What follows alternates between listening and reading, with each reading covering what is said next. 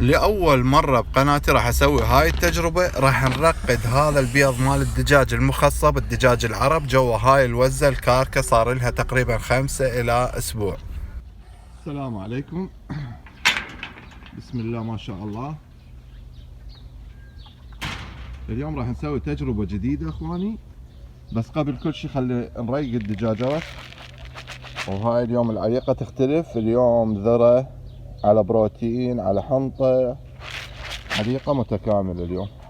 لان مثل ما تعرفون الدجاج البياض يعني ما دام بيض عندك الدجاج لازم تعطيه بروتين شوية نسبة اعلى.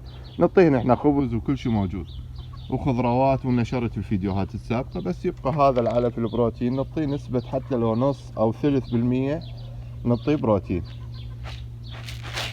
بس مو نعطيه، ما نعتمد على البروتين بس.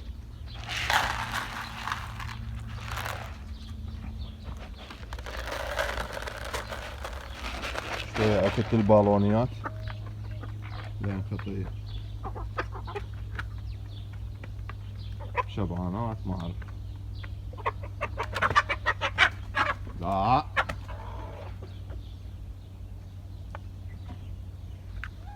يا الله.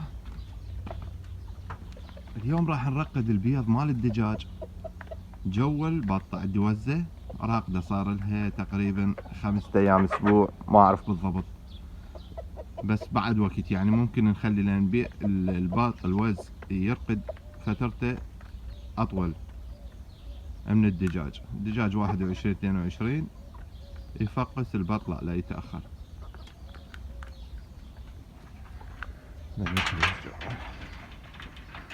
خلينا نجمع البيضات مال اليوم. هي تجربة ما راح اخلي هواي جواه، لان هي اكيد خطية راقدة على بيض، فما اريد، مجرد تجربة.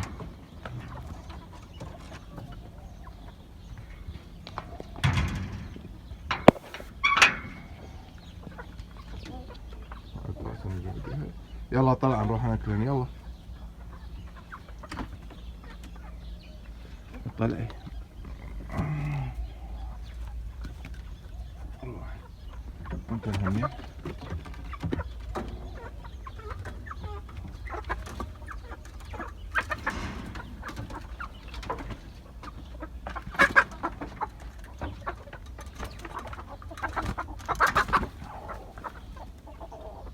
هاتي شيتي.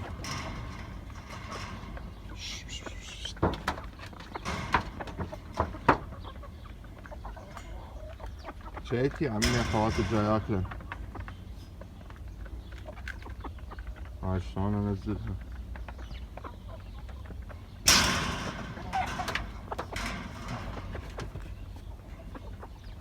ما اقدر ادخل ايدي. طبعا سويت لهن سقف هم بي ار سي على مود اخلص بعد، لان راحت من عند هاي الدجاجة الرصاصية بسبب الفتحة الفوق القفص. فبهاي الطريقة بعد راح اخلص. مكرم السامع لا هذا الواوي والحصيني ولا غيره، بعد ما حد يجي. شلاب خلينا ننزل هاي الدجاجة.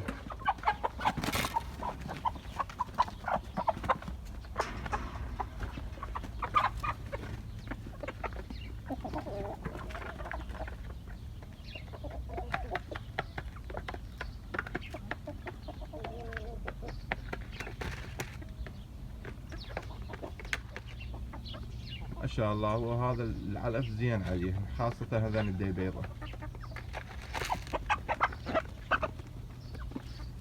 يريد يصعدها جلد الصيف.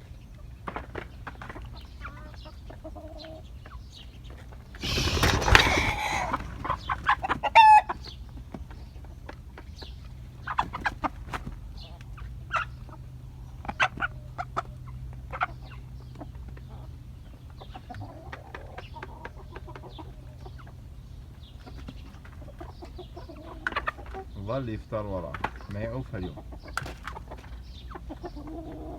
يعني بقت بس هي ما متزاوج وياها.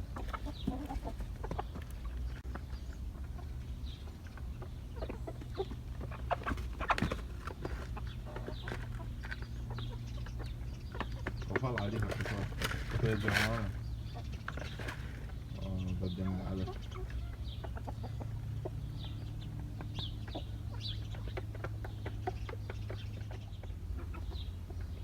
هذا هو ترى اخوان. خلينا نجمع البيض.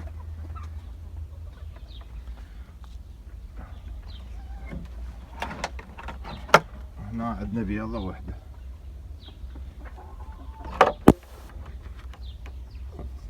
هاي البيضة شكلها زين. اكو بيض ما يصير نرقده اخوان، اذا اشوفه منبل يعني من جهتين او سمين من جهتين يعني ما بي نبله، هذا ما نرقده. بس هيك بيض لا ممكن نرقده. عندنا بيضتين شكلهن زين، شوي واسخة ما بيها شي، هسه ننظفها. وهنا عندنا بيضة واحدة.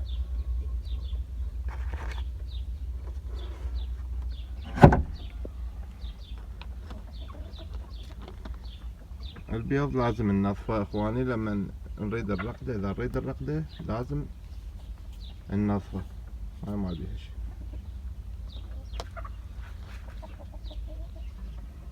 راح نخلي هاي الاربع بيضات جوا البط الوز ونشوف، نجرب. خلي نجرب، ما خسرانين شي. هذا من بعدهم ما كاكات، وانا هم ما اريد هسه يرقدن. ما اريدهم هسه يرقدن بعد وقت. خلي بيضة.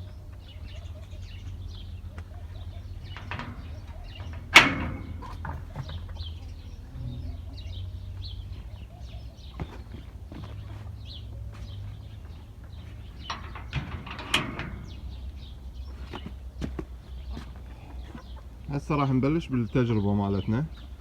نرقد البيض جوا الوز. طبعا الوز اللي عندي ورا البيت خالها بقفص لوحدها.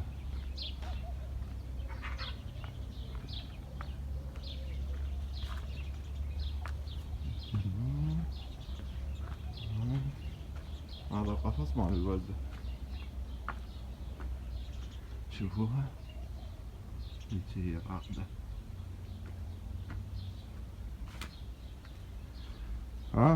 السلام عليكم.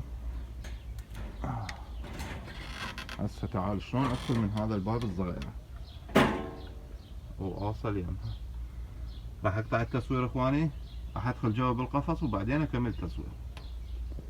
يا الله، مثل ما تشوفون اخوان شلون جاي تنفخ. لا لا لا لا لا لا لا لا لا تكسريهم يا معودة.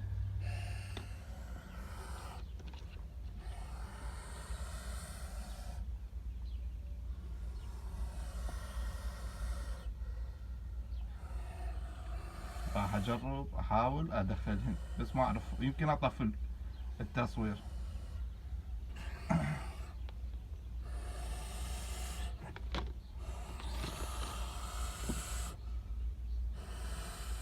مثل ما تشوفون اخوان هذا البيض مال الدجاج خليته ويا مال البط، لان هاي ما قبلت دمرتني قامت من البيض.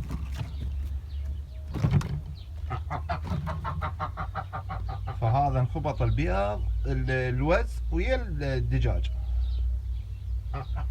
ما عليه شيء. راح نشيكن ورا اسبوع 10 ايام نشوف النتيجة، يعني اخذن بيض لو لا، اخذن يعني تكون بيهن جنين لو لا.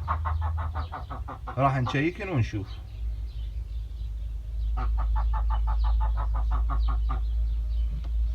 ناخذ طاستنا ونروح. شوفوا اخوانا رجعت رقدت على البيض العرب والبيضات مالتها. طبعا اخوان ممكن نرقد يعني بيض الدجاج جوا البط او الفسيفس او القبج، كلهن نفس درجة الحرارة. يعني حتى البيض مال السمان ممكن نخليه جوا السمان، ممكن نخليه جوا الدجاج، يعني ممكن يرقد على الدجاج عادي. نعطيه تلم بالعش مالته.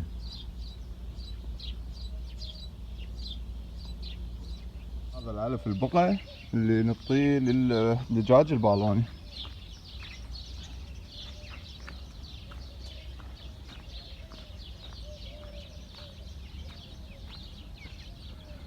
يا الله.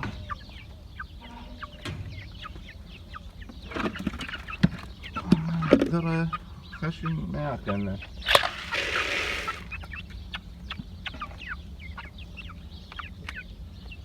شوية كبرانات ما صار لنا هواية.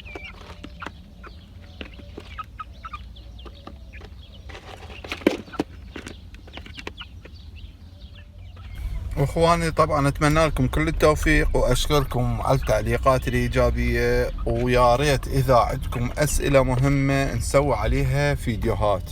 وبالنسبه لموضوع اليوم يعني ممكن نرقد بيض الدجاج جوا البط او بالعكس، بس شويه البط يتاخر يعني 28 الى 30 يوم، هذا الاختلاف مالته. بس درجه الحراره اغلب هاي الطيور هي كلها 36 37، يعني نفس الدرجه مال الحراره ونفس الرطوبه. وربي يوفق الجميع.